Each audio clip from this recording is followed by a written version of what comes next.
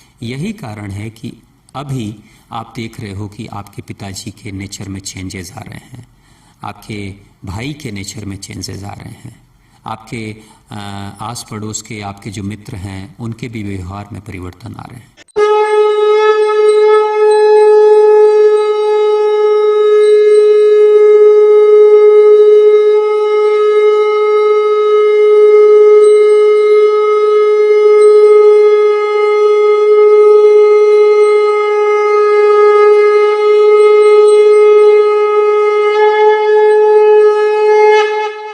ओम श्री कालिके शुभदेवी सूर्यकूट निवासने रक्षमार्त महामाय विश्वरूपे नमस्तुते। ये सब कुछ जो भी हुआ उस मंत्र के कारण ही हुआ। मंत्र के कारण कैसे हुआ कि जैसे मान लो कि आप कोई मंत्र लंबे समय तक जाप कर रहे हो और बड़े प्रेम से और भाव से जाप कर रहे हो। मंत्र के साथ वो कहते हैं ना, स्वभाव होना चाहिए, मतलब भाव भी जुड़ा होना चाहिए, अदरवाइज मंत्र बड़ा खोखला हो जाता है। विश्वामित्र जब अगर जाप करते हैं गायत्री मंत्र का तो एक अलग प्रभाव होता है। गुरु श्री राम शर्मा जी आचार्य अगर जाप करते हैं तो उस मंत्र का अलग प्रभाव होता है। लेकिन उसके अलावा बहुत ऐसे लोग हैं जो जाप करते हैं, उस मंत्र का कोई प्रभाव नहीं होता। तो यहां क्या है कि मंत्र तो एक ही है, लेकिन मंत्र का भाव कैसा है, मेन बात यह है। अब यहां जब कोई साधक किसी भी पर्टिकुलर मंत्र को लंबे समय तक भाव के साथ जाप करता है, गहराई के साथ जाप करता है, प्रेम के साथ जाप करता है, तो फिर क्या होता है, हालत बिल्कुल वैसी ही होती है जैसे मान लो कि किसी मिट्टी के किसी एक जगह पर आप खड़े हो, मतलब जमीन के एक टुकड़े पे आप खड़े हो, नीचे आपको पता है कि इस जमीन के नीचे अंडरग्राउंड वाटर है, ये आपको पता है, राइट, लेकिन वो पानी अंदर है। तो आपने क्या किया कि धीरे धीरे धीरे धीरे जब आप मिट्टी को हटाने लगोगे, मिट्टी हटाओगे, कंकड़ पत्थर हटाओगे, सफाई करते जाओगे करते जाओगे करते जाओगे करते जाओगे, तो एक समय ऐसा आएगा अंडरग्राउंड वाटर से आप कांटेक्ट में आ जाओगे, यानी कि ऊपर की सारी मिट्टी, सारे पत्थर कंकड़ हट जाएंगे, तो अंडरग्राउंड वाटर सामने आ जाएगा। फिर उस अंडरग्राउंड वाटर को अगर वो अंदर का प्रेशर बहुत ज्यादा होगा तो हो सकता है वो पानी बाहर भी आ जाए जमीन के ऊपर, ये भी हो सकता है ना। जैसे आपने महाभारत के उसमें देखा होगा कि जब भीष्म पितामह कहते हैं अर्जुन को, जब वो तीर की सैया पे सो रहे हैं, तो कहते हैं कि मुझे प्यास लग रही है, तो अर्जुन तीर मारते हैं और मिट्टी से वो गंगा की धारा बह निकलती है और आकर वो पानी सीधा भीष्म पितामह के मुंह तक वो पानी आता है। यानी कि ऊपर की मिट्टी जैसे ही हटी तीर के लगने से, वैसे ही पानी का जो झरना है फूट पड़ा। तो सेम यही होता है मंत्र जाप के साथ में। अगर लंबे समय तक आप किसी एक दिशा में आप अगर लगातार लगातार जाप कर रहे हो और भाव के साथ जाप कर रहे हो, तो आप क्या कर रहे हो, आप खुदाई कर रहे हो, डिगिंग कर रहे हो। आप अपने मन को, अपने तन को, ऊपर की जितनी लेयरें हैं ना, जन्मों जन्मों की जो लेयरें बैठी हुई हैं, या बचपन से लेके अभी तक जो मिट्टी जमा हो गई है ऊपर आपके तन में, यानी कि आपके चेतन मन और अवचेतन मन के बीच में, उस मिट्टी को धीरे धीरे धीरे धीरे मंत्र के माध्यम से, ध्यान के माध्यम से, प्रेम के माध्यम से, भाव के माध्यम से धीरे धीरे सफाई करने लगते हो। सफाई करते करते करते करते आप जाकर कांटेक्ट में आ जाते हो, उस पावर सोर्स के पास, पावर स्टेशन के कांटेक्ट में आ जाते हो, जो आपके अंदर शुरू से ही है, लेकिन आप तक, यानी कि इस भौतिक मन तक, यानी कि चेतन मन तक, कॉन्शियस माइंड तक वो आ नहीं रहा है, बाहर के तल तक वो शक्ति आ नहीं रही है। तो धीरे धीरे मंत्र जाप के माध्यम से आप ऊपर की कचरे को सफाई कर देते हो, और फिर अंदर की ऊर्जा स्रोत से जब आप मिल जाते हो, उसके कांटेक्ट में आ जाते हो, तो अंदर की जो ऊर्जा स्रोत है और आपके बीच में जो भी गंदगी थी उसको जो हटा दिया, तो ठीक वैसे ही जैसे कि किसी तार में कार्बन अगर लग जाए तो बिजली है, लेकिन फिर भी करंट सप्लाई प्रॉपर नहीं आती है कार्बन के कारण से। तो कार्बन को जब हटा दिया जाता है, या जैसे आपने दीपक में देखा होगा कि दीपक में तेल भी है, बाती जल रही है, लेकिन फ्लेम जो है बहुत तेज नहीं है, तो ऊपर जो कार्बन जम जाती है, उस कार्बन को जब हटा देते हो तो वही तेल है, वही बाती है, सब कुछ है, लेकिन फ्लेम बड़ा तेज आ जाता है और रोशनी भी अच्छी आने लगती है।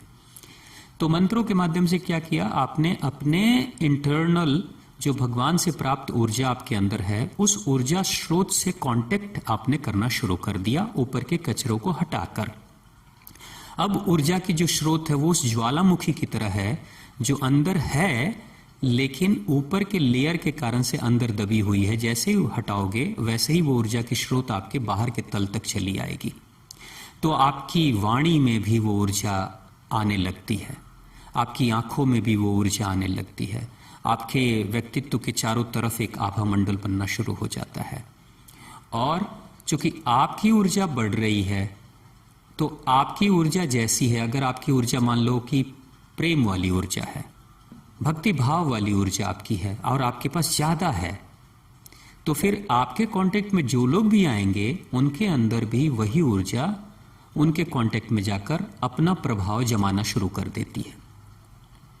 अगर मान लो आपके मन में लगातार लंबे समय तक ये भाव, नफरत का भाव जगा लो, क्रोध का भाव जगा लोगे, तो आप देखोगे कि जो लोग शांत इंसान भी हैं वो भी अगर आपके कांटेक्ट में आएंगे तो वो भी क्रोध से भर जाएंगे, वो भी नफरत से भरने लगेंगे। तो क्या है, ये आप ही की शक्तिशाली ऊर्जा का प्रभाव है जो दूसरों के कांटेक्ट में जाकर उनके भी मन की स्थिति को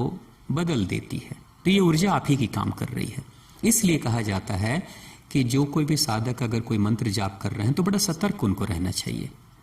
मंत्र जाप करते वक्त अगर आपके मन में कोई नकारात्मक भाव आ रहा है और लंबे समय तक वो भाव आ रहा है, तो वो जो भाव है, नकारात्मक भाव, वो किसी और का हानि करे ना करे लेकिन साधक का हानि जरूर कर देता है। क्योंकि आपके पास अगर मान लो कि आप किसी क्रोध के कारण से या क्रोध के भाव से भरकर अगर मंत्र जाप कर रहे हो, तो धीरे धीरे क्रोध का ऑरा मंडल आपका बनना शुरू हो जाएगा आपके चारों तरफ, ईर्ष्या द्वेष का ऑरा मंडल बनना चालू हो जाएगा आपके चारों तरफ। तो फिर क्या होगा, वैसे ही जो कोई भी इंसान आपके पास आएगा ना, वो भी ईर्ष्या द्वेष और क्रोध से भर जाएगा। तो क्रोध से भरेगा तो क्रोधी इंसान क्या करेगा, जिसके साथ में रहेगा उसके साथ भी नुकसान करेगा और अपना भी नुकसान करेगा। ये जो कहते हैं ना इन्फेक्शन सिर्फ बुराइयों का नहीं होता, सिर्फ वायरस इन्फेक्शन नहीं होता, कोरोना का इन्फेक्शन सिर्फ नहीं होता है, अच्छाइयों का भी इन्फेक्शन ऐसे ही फैलता है। बुरों के कांटेक्ट में जाओगे बुरे बन जाओगे और अच्छे के कांटेक्ट में जाओगे तो अच्छे भी बन जाओगे। इन्फेक्शन दोनों इन्फेक्शियस होते हैं, अच्छे लोग भी इन्फेक्शियस होते हैं और बुरे लोग भी इन्फेक्शियस होते हैं। तो आपने चूंकि लंबे समय तक उस भक्ति भाव के कारण से इस जाप को किया है, प्रेम से जाप किया है, यही कारण है कि अभी आप देख रहे हो कि आपके पिताजी के नेचर में चेंजेस आ रहे हैं, आपके भाई के नेचर में चेंजेस आ रहे हैं, आपके आस पड़ोस के आपके जो मित्र हैं उनके भी व्यवहार में परिवर्तन आ रहे हैं। वो सिर्फ आप ही के कारण से आ रहे हैं, क्योंकि आप ज़्यादा शीतल और शांत हो गए हो, तो इसलिए आपके कांटेक्ट में जो आता है वो शीतल और शांत हो जाता है। तो अब यहाँ क्या है, आपने क्या कर्म किया, आपने कर्म किया मंत्र जाप करने का, लेकिन उस मंत्र जाप के माध्यम से, मंत्र जाप तो एक वाहन है, उस वाहन के माध्यम से आपने भगवान की ऊर्जा को अपने जीवन में लेकर आप चले आए। जो अंतरतल में वो ऊर्जा थी, ज्वालामुखी की तरह थी, सुषुप्ता ज्वालामुखी, उसको जगा दिया आपने और बाहर के तल तक उस ऊर्जा को लेकर चले आए। तो शक्ति भगवान की है, लेकिन वाहन, मन का वाहन मंत्र के माध्यम से आपका है, प्रयास आपका है, ऊर्जा मिल गई भगवान की। इसलिए यहां मंत्र का भी प्रभाव है और भगवान का भी प्रभाव है, तो दोनों प्रभाव को आपने एक साथ में जागृत कर दिया। इसलिए ऐसे परिवर्तन आपको दिखाई दे रहे हैं आपके घर में, आपके परिवार में या आपके समाज में, आस पड़ोस में। ऐसे परिवर्तन इसलिए दिख रहे हैं। और एक बात और, आपके दिमाग में ये भी बात आ सकती है कि अगर मैं पिताजी के साथ हूं तो पिताजी पे तो असर दिख सकता है, लेकिन मेरा भैया अगर मुझसे बहुत दूर है, दुनिया के किसी दूसरे कोने में है, तो उस पर कैसे असर दिखेगा, और मंडल इतना बड़ा तो होता नहीं है। तो ये क्या है, हाँ, तो ये प्रश्न आपके मन में जो आया वो उसके पीछे कारण ये है कि इस जगत में, इस जगत की भौतिक चीजों के लिए ही दूरियां होती हैं। जैसे मेरी गाड़ी आपकी गाड़ी से अगर 2 फीट की दूरी पे खड़ी है, तो इन 2 गाड़ियों के बीच में 2 फीट का डिस्टेंस है। आप अगर मुझसे 10 फीट की दूरी पे बैठे हो तो 10 फीट की दूरी आपके और मेरे बीच में है, लेकिन भाव जगत में ऐसी कोई दूरी नहीं होती है। भाव जगत में वो ना 10 फीट की दूरी होती है ना 20 फीट की दूरी होती है। भाव जगत में तो ऐसा है कि जैसे आप यहां बैठे हो और बस 1 सेकंड में आप अमेरिका की सोचो, आपका मन अमेरिका पहुंच जाता है with in A second, with in A mini second. तो आपके भाव का असर तो ऐसा होता है,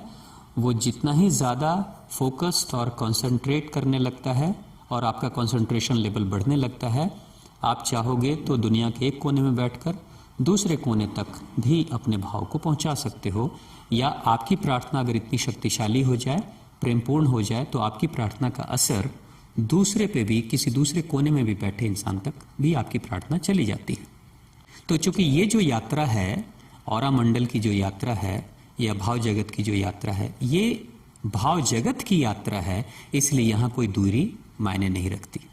एक ही जो जाप आप कर रहे हो, एक ही को करो, उसी को इतना करो, इतना करो, इतना करो कि एक समय ऐसा है जब सोते, बैठते, उठते, जागते बस एक ही लय में चल रहे हो। देखो, आपने जो किया और जिसमें आपको शक्ति महसूस हो रही है, उसी को और शक्तिशाली बना लो।